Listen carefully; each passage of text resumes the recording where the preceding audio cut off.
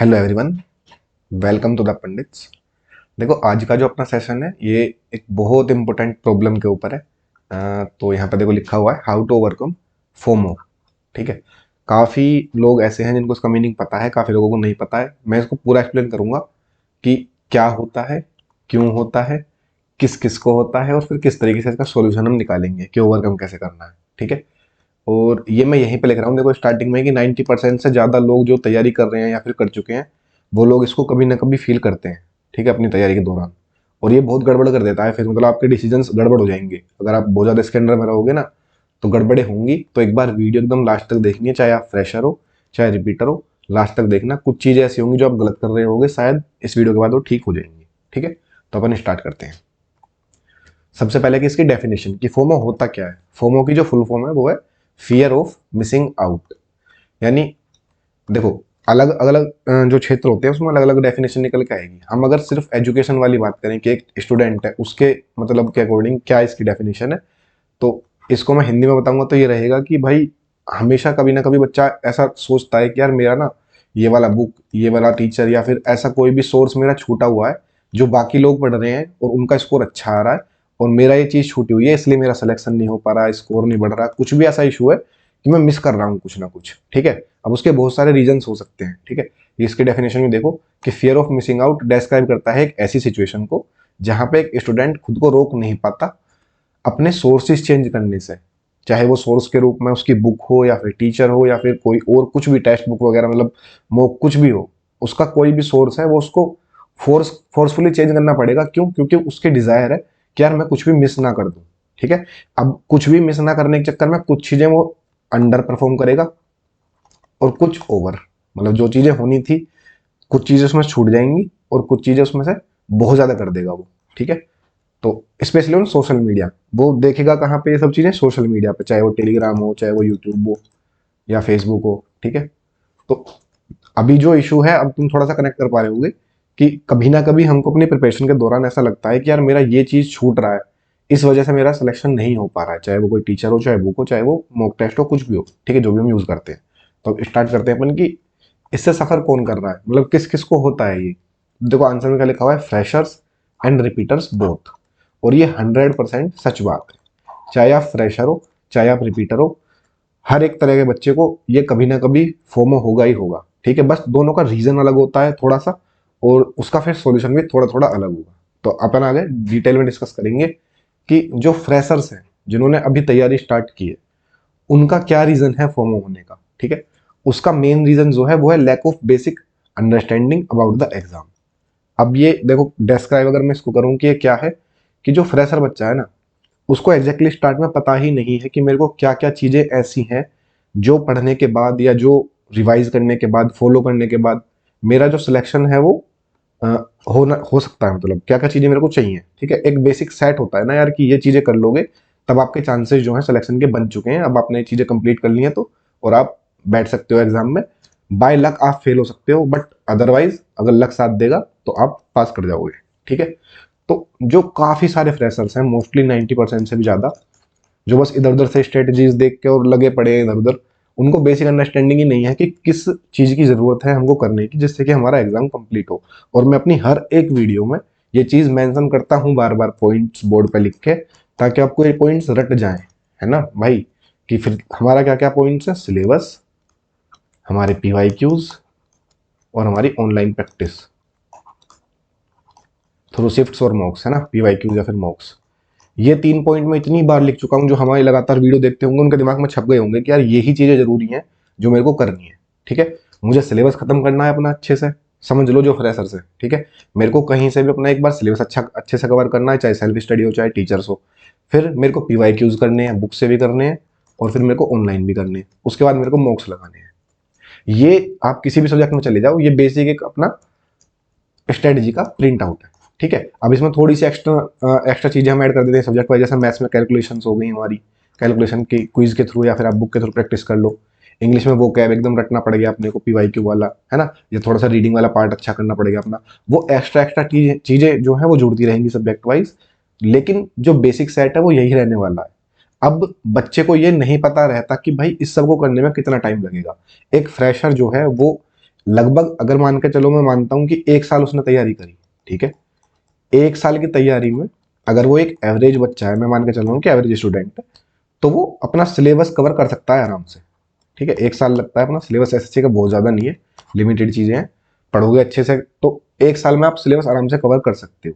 But बच्चा क्या करेगा, उसको स्टार्टिंग में पता नहीं होगा कि मेरे को कौन से सोर्सेज फॉलो करने हैं, क्या करना है, और वो 1 से 1.5 साल अपना ऐसे ही निकाल देगा बस। मोस्टली मतलब जिनको देखो पहले से कोई गाइड करने वाला है, कोई भैया पहले सिलेक्टेड है, या किसी भी तरीके से अगर वो किसी बंदे के टच में आ गए जो पहले से सिलेक्टेड है, तो उनका शायद ये टाइम बच जाएगा। बट मोस्टली फ्रेशर्स 1 से 1.5 साल इसी चीज़ में खराब कर देते हैं कि क्या सिलेबस है, क्या पीवाईक्यूज है, या फिर क्या बुक करनी है, कौन सी, किस तरीके से मॉक्स देने हैं। ठीक है, तो ये जो टाइम आपका वेस्ट हो रहा है ना, ये डर पैदा करेगा आपके अंदर कि आप जब कहीं भी सोशल मीडिया पे जाओगे, टेलीग्राम पे, अब तो देखो काफ़ी सारे ग्रुप्स वगैरह रहते हैं ना, जहाँ पे सब लोग अपने मॉक्स में मार्क्स शेयर करते हैं, ठीक है, स्क्रीनशॉट्स वगैरह, बहुत सारे भी चैनल्स ऐसे हैं, ठीक है, जो चल रहे हैं। अब वहाँ पे एक फ्रेशर बंदा जो मैं हूँ, मान के चलो मैं अपना एग्जांपल देता हूँ कि मैं 1 साल से तैयारी कर रहा हूँ, और मेरे अभी सिलेबस हो गया है, और मैं वो जो पिनेकल वाली बुक है या फिर पीवाईक्यू की कोई भी बुक है, वो मैंने सोल्व करनी स्टार्ट कर दी है। ठीक है, और मेरे अभी पूरी नहीं हुई है मैथ की, मान लिया 3-4 चैप्टर हो गए, या मेरी आधी हो गई है बुक, वो भी एक ही बार अभी आधी ही हुई है, और वो मैंने चैप्टर रिवाइज भी नहीं करे।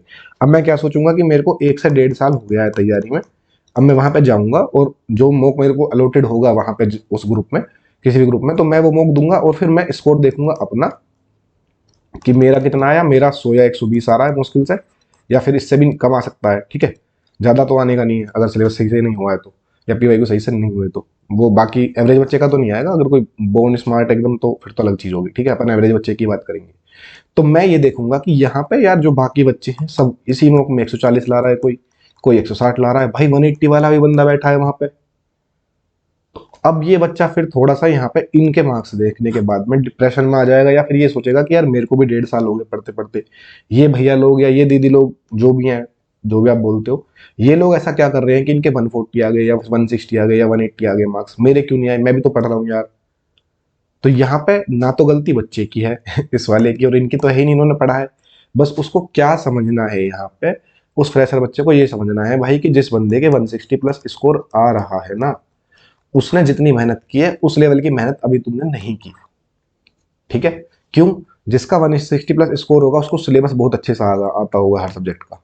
ठीक है, उसका सिलेबस एकदम चकाचक रहेगा कि मेरे को सब चीजें, मेरे को कॉन्सेप्ट सारे आते हैं।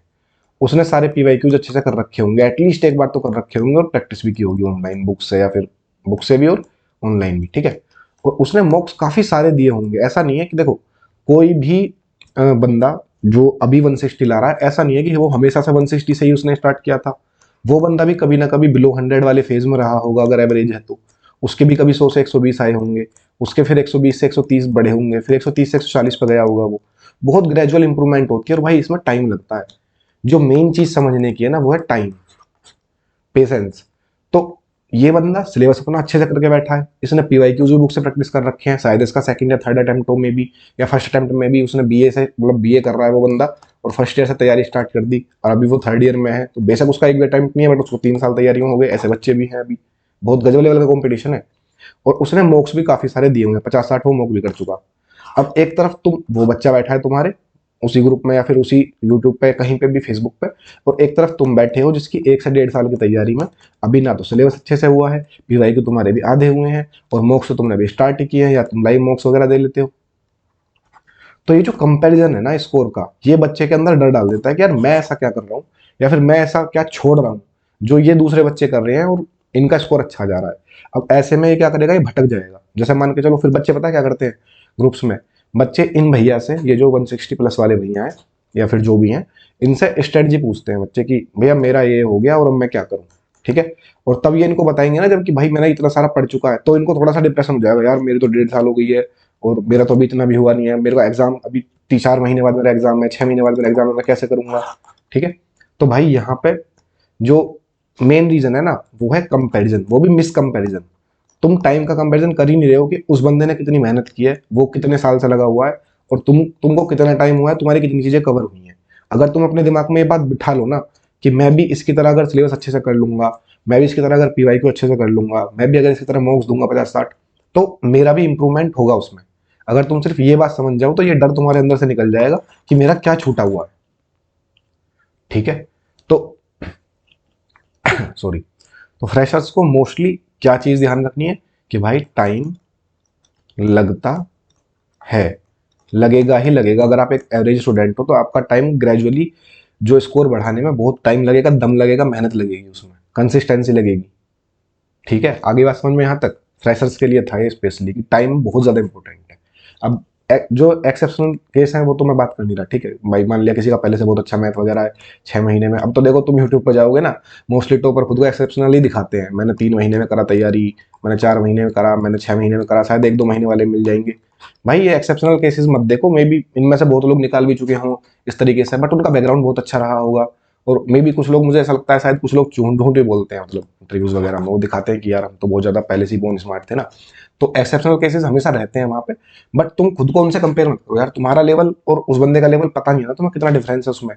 लेवल का क्या मतलब है, मान के चलो तुम 1 घंटा बैठे हो और तुमने वोकैब याद करनी स्टार्ट कर दी, तुम याद कर पा रहे हो सिर्फ 1 घंटे में 25 से 30 वर्ड, और उस बंदे का माइंड का लेवल ऐसा है कि वो बंदा तैयार करने बैठा 1 घंटा, उसने 100 वर्ड्स याद कर लिए, या उसको पहले से आते थी ये चीजें, उसका बेसिक एजुकेशन इतना अच्छा था। तो फिर किस चीज का कंपैरिजन है ये 3 महीने 6 महीने वाला? क्यों तुम इससे खुद को देख के परेशान होते हो कि मेरे 1.5 साल में क्यों नहीं हो रहा, मेरा 2 साल में क्यों नहीं हुआ? तुम्हें देखना पड़ेगा ना कि तुम्हारा लेवल अलग है, उन लोगों का लेवल अलग है, या फिर उन्होंने इतनी ज्यादा मेहनत की है, या तो वो बोर्न स्मार्ट है, या फिर उन्होंने अपने 3 से 4 साल इसमें घिसा है अच्छे से, सब चीजें अपनी जो है दी है इसमें अच्छे से, कि टाइम मेहनत सब कुछ कंसिस्टेंसी देकर तब वो यहाँ पे आए हैं।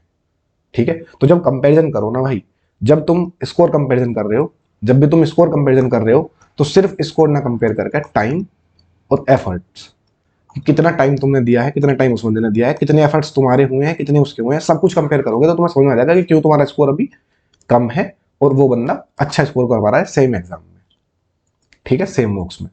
तो फ्रेशर्स के लिए बहुत इंपॉर्टेंट है कंपेरिजन सही से करना। अब बात आती है कि रिपीटर्स की। रिपीटर्स में क्यों होता है भाई फोमो? उनका तो सिलेबस वगैरह हो गया, उनका शायद 1-2 अटेम्प्ट पहले हो भी गया, मे बी फेल हो गए, या फिर 2400 ग्रेड पे मिली, अब दोबारा पेपर दे रहे हैं।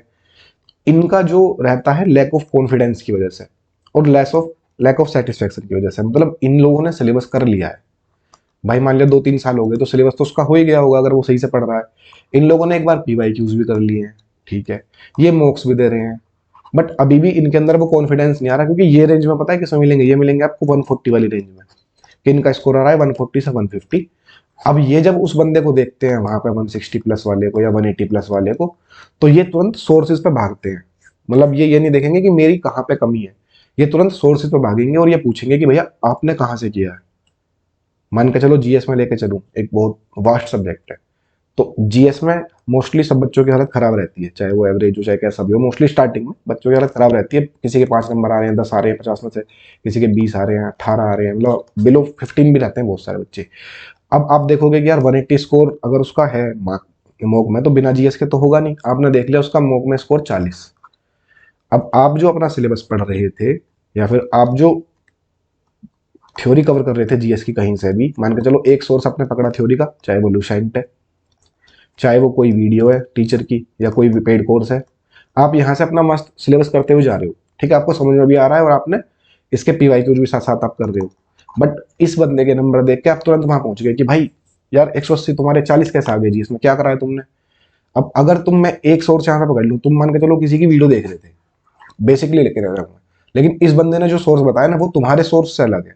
उस बंदे ने बोल दिया कि भाई मैंने तो लुसेंट पढ़ी है और बस पीवाईक्यू किए हैं, ठीक है, तो वो बंदे ने बोल दिया कि मैंने लुसेंट पढ़ी और मैंने पीवाईक्यूज किए हैं, तो आप क्या करोगे? अब आप सोचोगे कि यार इसका लुसेंट और पीवाईक्यू करके आ गया, यार मैं तो वीडियो देख रहा हूँ, मैं तो कोर्स देख रहा हूँ, यानी मैं गलत डायरेक्शन जा रहा हूँ, फिर आप ये छोड़ दोगे यहीं पे और आप उठा के ले आओगे लुसेंट। कितने लोगों ने ये चीजें करी हैं एक बार बताना मेरे को कमेंट में, ताकि बाकी बच्चे रिलेट कर पाए। ठीक है, आप उठा के लेके आओगे लुसेंट और आप पढ़ना शुरू करोगे, आपको पता चलेगा 2-4 दिन पढ़ के कि यार ये तो याद ही नहीं हो रही, मेरे को तो कुछ याद नहीं रहा, 3-4 दिन पढ़ के मैं भूल जा रहा हूँ। ठीक है, तो ऐसा मैंने एक सब्जेक्ट का सिर्फ उदाहरण दिया कि जीएस में ऐसा होता है मोस्टली। सेम विद मैथ्स भी है, इंग्लिश भी है, कि मैंने इंग्लिश एक टीचर से पढ़ी थी, मान के चलो मैंने एक्स टीचर से इंग्लिश पढ़ी है, आपके इंग्लिश में आ रहे हैं 20 नंबर, 30 नंबर, आपने वहां मॉक के स्कोर्स में देखे किसी के भी कि यार इसके तो 50 आ गए, आप तुरंत पूछोगे भैया दीदी बताओ जरा एक बार कहाँ से आपने पढ़ा है, इन्होंने बता दिया वाई टीचर या जेड टीचर। अब आप अपने वाले को मारोगे, बोले कि भाई छोड़ो इसको, तो मेरे को करना नहीं है, ये जो भी उसने पढ़ाया वो सब छोड़ो, अब आप वाई वाले और जेड वाले के पास जाओगे, आप अपना टाइम वेस्ट कर रहे हो बस। ये जो सोर्स है, इस पर पिछली वाली वीडियो भी मेरी ऐसी ही थी ना इसी बात पे, कि चेंज करना है सोर्सेज, बस उसमें फोमो वाला पॉइंट रह गया था।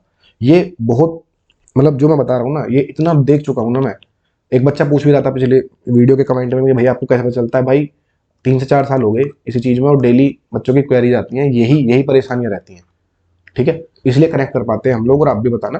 तो ये जो सोर्स ऑफ चेंजेस है ना, कि मेरे को बार बार चेंज करना है, कि इसने ये बता दिया उसने बता दिया, भाई ठीक है, अगर आपने पूछा है, एक चीज यहाँ पे करना कि क्या फिर यहाँ पे पूछना गलत है उन भैया बहन से या किसी से भी, मतलब ये फ्रेंड्स और फैलोज मैंने लिखा है, इनके मार्क्स देख के आप भटक जाते हो, तो क्या मैं उस 160 वाले बंदे से ना पूछूं? भाई पूछो, जरूर पूछो, वो कुछ ना कुछ ऐसी बात जरूर बताएगा कि जो आपके काम की होगी। बट हमेशा उससे ये पूछो कि भैया मैं ये कर रहा हूँ अभी, पूरा बताओ उसको कि मैं ये वाले सोर्सेज फॉलो कर रहा हूँ अभी, और मेरा इतना हो गया है अभी, मैंने इतनी चीजें कर ली हैं, अब मेरे को आप आगे बताओ कि क्या ये सही है या मैं इनमें कुछ चेंजेस करूं। तो वो बंदा फिर बताएगा, तुम्हें अगर उसको अच्छे से नॉलेज है ना, तो वो बता देगा कि हाँ यार ये वाला सोर्स भी ठीक है, तुम इसी को कंटिन्यू करो, इसके साथ पीवाईक्यू करो। जैसे मान लिया उसने बोला कि मैं तो लुसेंट पढ़ रहा हूँ, बट आपने बोला कि भैया मैं तो, मेरे को लुसेंट समझ में नहीं आती, तो मैं तो वीडियो से कर रहा हूँ, मैंने सर की वीडियोस देखी हिस्ट्री की, तो वो बोलेगा ठीक है भाई तो वीडियोस देख, बट इसके साथ में जरूर पीवाईक्यू जरूर लगाना बुक से, ठीक है, चाहे पेन कर लो चाहे कोई भी हो।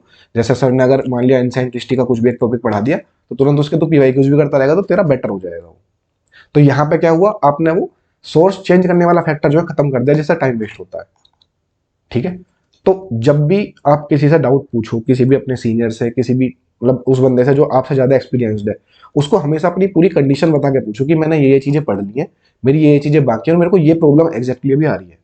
तब वो उस चीज को सही से बता पाएगा। वरना आप सिर्फ जाके पूछोगे भैया आपने जीएस कहाँ से की, वो बोलेगा मैंने यहाँ से की, आप बोलोगे मैं तो यहाँ से कर रहा हूँ, उसको छोड़ो यहाँ से करता हूँ, यही मामला खत्म, टाइम वेस्ट शुरू। ठीक है, बहुत ज्यादा समझने की बात है भाई, समझ लेना। मैं पूरी कोशिश कर रहा हूँ, देखो लंबी थोड़ी वीडियो हो जाएगी, बट लास्ट तक जाओगे तो दिमाग में घुस जाएंगी चीजें कि क्या नहीं करना है, क्या करना है वो तो सबको पता है। ठीक है, एक इसमें फैक्टर टीचर्स का भी है यार। टीचर्स का क्या है कि ये जो देखो धमाका बैच, ठीक है, और ये x batch, y batch, z batch, एक बच्चा जो रिपीटर है, रिपीटर्स के केस में बहुत ज्यादा, और वो मैथ्स में 40 लगातार 40+ उसके मार्क्स आ रहे हैं, मान के चलो एक में 40 आ गए, फिर 42 आ गए मॉक में, फिर 43 आ गए, कभी कभी 50 भी आ गए, बट लगातार 50 नहीं आ रहे। अब वो देखेगा किसी दूसरे बंदे का स्कोर कि यार इसके तो बार बार 50 आ रहे हैं। फिर अचानक से एक बैच लॉन्च होगा जिससे ये बंदा पढ़ रहा था, धमाका बैच, और उसमें बताया जाएगा आपको कि ये वाला बैच आपको लेना ही पड़ेगा अगर आपको 50 में से 50 ला रहे हैं ना, अगर ये इस बैच के बिना आ ही नहीं सकते यार ये मार्क्स तुम्हारे।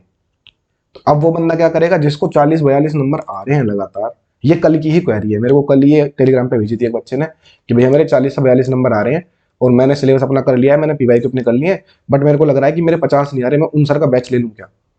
तो टीचर्स ने काफी ज्यादा इस तरीके से प्रमोशनल चीजें अपनी की हुई हैं कि बच्चों के मन में ना डर बिठा दिया है कि अगर मुझसे नहीं पढ़ोगे ना भाई तो तुम्हारा नहीं होने वाला, फिर ये बैच तो आपको लेना ही पड़ेगा। ये सब लोग कर रहे हैं, मतलब कोई स्पेसिफिक नहीं, बहुत लोग मैंने देखे हैं इस तरीके से, और बच्चा वहां फंस जाता है फिर। अब देखो इसमें डिफरेंस क्या है, जिस बच्चे के 40 से प्लस नंबर आ रहे हैं हर मॉक में या हर शिफ्ट में, उस बच्चे का सिलेबस हो गया, उस बच्चे के पीवाईक्यूज भी हो गए, सिर्फ उसको रिवीजन की अपने जहां पे वो गलतियां कर रहा है और स्पीड की नीड है, वो रिवीजन और स्पीड प्रैक्टिस जितना करेगा उतना उसका फायदा होगा। अब इस बच्चे के पास देखो चारों सब्जेक्ट पढ़ने के हैं, बहुत डिटेल में जाता हूं मैं, इस बच्चे को चारों सब्जेक्ट पढ़ने हैं, इसको मैथ भी पढ़ना है, इंग्लिश भी, रीजनिंग भी, जीएस भी। मैथ में ये बच्चा 2 से 3 घंटे ही दे सकता है मैक्सिमम, इसके ऑलरेडी 40 नंबर आ रहे थे। अब इस बच्चे ने बहक के किसी भी टीचर से और एक बैच खरीद लिया मैथ का, जिसमें इसको डेली 2 से 3 घंटे की क्लास देखनी है। ओके, किसी भी टीचर का वो 1.5-2 घंटे क्लास तो होती है ही। तो असलियत में इस बच्चे को क्या करना चाहिए था, जब इसका 40+ स्कोर था, कि इसको डेली शिफ्ट्स लगानी चाहिए थी, 4-5, डेली 4 शिफ्ट लगाता मैथ की, बढ़िया प्रैक्टिस हो जाती, एनालिसिस करता तो कम पता चलती, जिस चैप्टर में दिक्कत होती उसको यूट्यूब से देखता है, फिर अपने नोट्स रिवाइज करता, वो उसका आराम से 50 स्कोर आ सकता था। बट अब इस बच्चे ने ये अपनी प्रैक्टिस तो छोड़ दी, ये क्या क्या इसने इसने बैच ले लिया और 2 से 3 घंटे डेली उसमें बस वीडियो देखी बैठ के।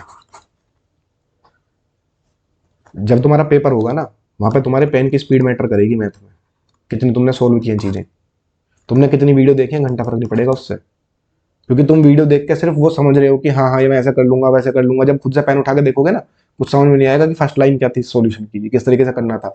जब तक टीचर बोर्ड पे करता है ना सब समझ में आता है कि हाँ यार बढ़िया पढ़ा रहे हैं, ये पढ़ा रहे हैं, वो पढ़ा रहे हैं। जब तक खुद वो टीचर को हटा के तुम नहीं सोल्व करोगे खुद से, कुछ समझ में नहीं आएगा, कुछ उससे फायदा होने वाला नहीं है। तो जितने ये वीडियो वाले वीर है ना कि बस मेरे को वीडियो ही देखनी है, प्रैक्टिस नहीं करनी है, और मेरे को बस बैचेस पे बैचेस बदलने हैं। अब अगर मैंने एक्स सर का किया, अरे नहीं नहीं 40 आ गए, 50 नहीं आ रहे, फिर मैंने वाई सर का किया, अरे 45 आ गए, 50 नहीं आ रहे, फिर मैंने जेड सर का किया, भाई तेरे नहीं आएंगे। ठीक है, जब तक ये वीडियोज में घूमता रहेगा तेरे नहीं आने वाले मार्क्स। तेरे को जरूरत है कि अगर तेरे 40 नंबर आ रहे हैं तो ज्यादा से ज्यादा प्रैक्टिस कर खुद से। देख कि भाई मेरे पिनाकल में कोई ऐसा टॉपिक है मेरा जो छूट गया, बार बार मेरा रेस का क्वेश्चन गलत हो रहा है, या मेरा इंस्टॉलमेंट का गलत हो रहा है, फिर कुछ ऐसे भी टॉपिक्स होते हैं उनको कवर करने की जगह ये बच्चा फिर से क्या कर रहा है, आया मैथ का बैच लिया, बैच शुरू से क्लास से स्टार्ट हुई, परसेंटेज डे 1। अब इसको परसेंटेज आती है, इसको सब पता है, ये 2 से 3 घंटे की क्लास देखेगा, ऐसा कुछ नया नहीं मिलेगा उसमें क्योंकि सब चीजें आती हैं, बट ये देखेगा फिर भी क्योंकि बैच ले लिया अब तो इसका टाइम जहां यूटिलाइज होना चाहिए था वहां ना होके दूसरी जगह पर गया, तो इसका स्कोर डिप होना है यहाँ से, ये 40 भी नहीं रहेंगे फिर, ये बता रहा हूँ एक्सपीरियंस से, ये नंबर 40 भी नहीं रहेंगे फिर मॉक में अगर तुम ऐसा करते हो तो। और ये सब किसकी वजह से हुआ, सिर्फ एक धमाका बैच की वजह से, कि मेरे को पढ़ना था कुछ और मैं सोशल मीडिया पर गया, मैंने रिजल्ट्स देखे, मैंने कुछ भी देखा प्रमोशन, और मैंने धमाका बैच ले लिया, और धमाका बैच से मेरा खुद का धमाका हो गया वो फिर, है ना। मतलब जिन लोगों के साथ हुआ है समझ रहे होंगे, बताना जरूर कमेंट्स में, ठीक है। तो ये चीजें नहीं करनी है, तुम्हें एग्जैक्टली अपनी सॉल्यूशन पता होना चाहिए कि मेरे को क्या चाहिए, और ये कोई कोई सीनियर बता देगा तुम्हें। तुम किसी सीनियर से जाकर बोलोगे ना यार मेरे 40 नंबर आ रहे हैं भैया, और बार बार 40-42 आ रहे हैं, पर मेरी कुछ सिली मिस्टेक हो जाती है, अब बताओ मैं क्या करूं, बैच लूं। वो बंदा अगर सीनियर सही है तो तुम्हारा तुरंत मना कर देगा कि पागल है क्या, अगर 40 नंबर आ रहे हैं तो फिर बैच की क्या जरूरत है, वो बोलेगा कि प्रैक्टिस कर, है ना। तो ये चीजें समझने की बहुत ज्यादा जरूरत है कि ये जितना भी सोशल मीडिया पे जितना भी ये ऐसा चीज आता है ना कि ये बैच तो लेना ही पड़ेगा, इसके बिना तो आप जो है मतलब कर ही नहीं पाओगे, आपको कुछ पता नहीं चलेगा क्या कैसे सोल्व करते हैं, क्या मेथड्स होते हैं, क्या ट्रिक्स होती हैं, भाई कुछ नहीं है। जो लोग बेसिक से सोल्व करते हैं ना मैथ्स, जो लोग बेसिक से सोल्व करते हैं मैथ्स, वो भी 200 नंबर लेके आते हैं। और इसका एग्जाम्पल है, जाके देखना पीछे सीजीएल 2019 था शायद, दीपक अडेपल्ली नाम था बंदे का, हमारे सीनियर थे, ठीक है, और ये ग्रुप में ही थे अपने में इस टाइम पे। तो इनका स्कोर 200 में से 200 था मैथ्स में, उस टाइम पे 200 नंबर का मैथ्स होता था। तो इन्होंने इंटरव्यू देखना, एग्जामों में पढ़ा हुआ है, एग्जामों पर रेमो सर वाले पे, तो इन्होंने वही बात बोली वहां पे कि 200 में से 200 स्कोर मेरा था, बट मेरे को बहुत ज्यादा ट्रिक्स नहीं आती थी, मेरे को बहुत ज्यादा धमाका मैंने नहीं किया, कहीं पे भी ना देखा, मैंने बेसिक अपने मेथड्स पे स्पीड फास्ट करी, प्रैक्टिस कर कर मेरे 200 नंबर आ गए। लेकिन तुम लोगों को ये चीज समझने की जरूरत है कि भाई दोनों चीजें जरूरी हैं, अपने को बेसिक्स भी अच्छे से आनी चाहिए और स्पीड प्रैक्टिस ट्रिक्स वगैरह वो सब भी आनी चाहिए, ठीक है। तो ये चीज मैं बता रहा हूँ बस कि ऐसा नहीं है कि बैच से ही सिलेक्शन होगा, बिना बैच के नहीं होगा, या फिर बिना बैच के ही होगा बैच से नहीं होगा, भाई हर तरीके से हो सकता है, बस तुम सही चीज करो जो करनी है ना। जो चाहिए एग्जाम को, जो चाहिए तुम्हारी स्पीड चाहिए उसको, और तुमको कंसेप्ट आनी चाहिए, ठीक है। तो ये फोमो क्यों होता है, क्या होता है, किसको होता है, कैसे होता है, वो सब तो मैंने बता दिया, सबको हुआ भी होगा, ठीक है। अब बात आती है कि इसका सोल्यूशन क्या है। तो एक 4 स्टेप सोल्यूशन में बताता हूँ तुम्हें, थोड़ा जल्दी से, शायद वीडियो यार ज्यादा लंबी होगी, इतनी बनानी नहीं मेरे को, ठीक है, चलो कोई नहीं, देख लेना।